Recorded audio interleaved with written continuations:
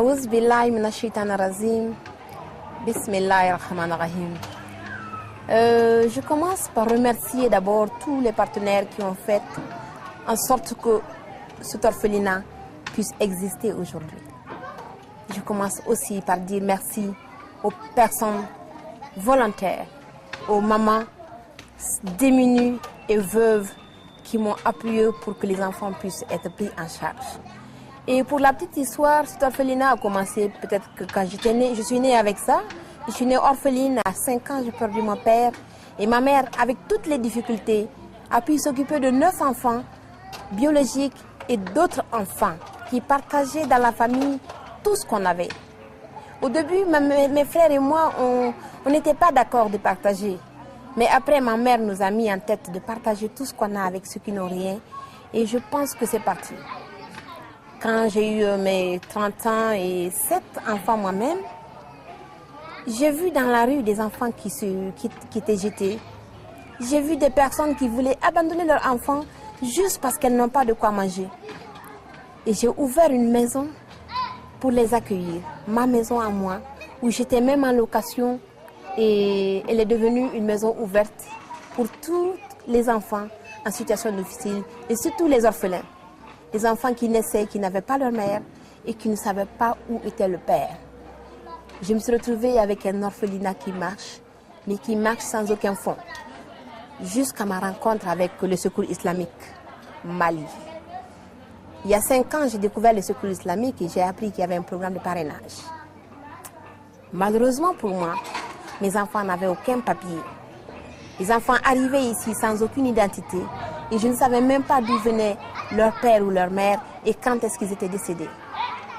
Mais au fil du temps, j'ai pu constituer quand même certains dossiers pour certains enfants dont les pères étaient connus et dont les parents pouvaient quand même donner certaines informations sur le décès des parents.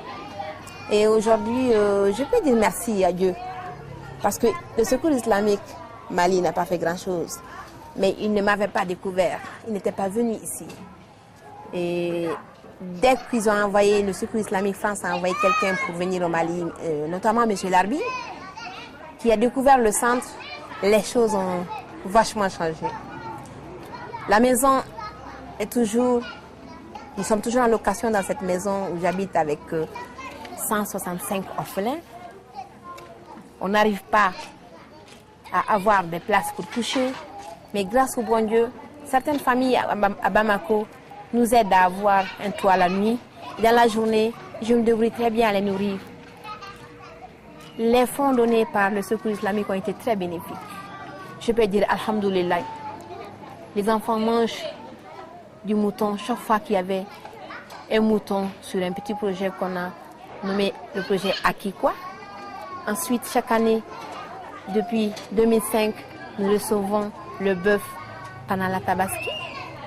Nous avons aussi eu des vêtements pour tous les enfants de l'orphelinat.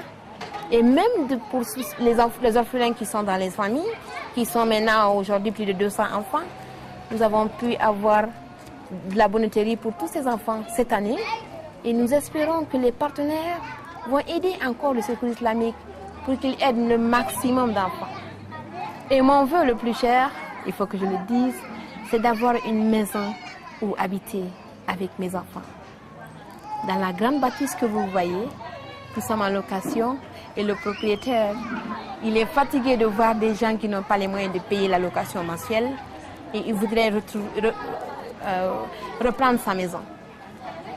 Donc c'est un dilemme pour moi de ne pas savoir demain où est-ce que je dois aller. Mais il y a des espoirs. L'espoir de trouver tout de suite un terrain.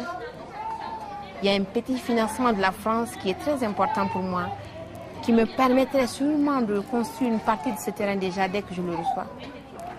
Donc le gouvernement français, quand il m'a découvert aussi, il m'a donné vraiment un bon financement pour commencer au moins quelque chose dans lequel je peux vivre avec une dizaine, une vingtaine d'enfants.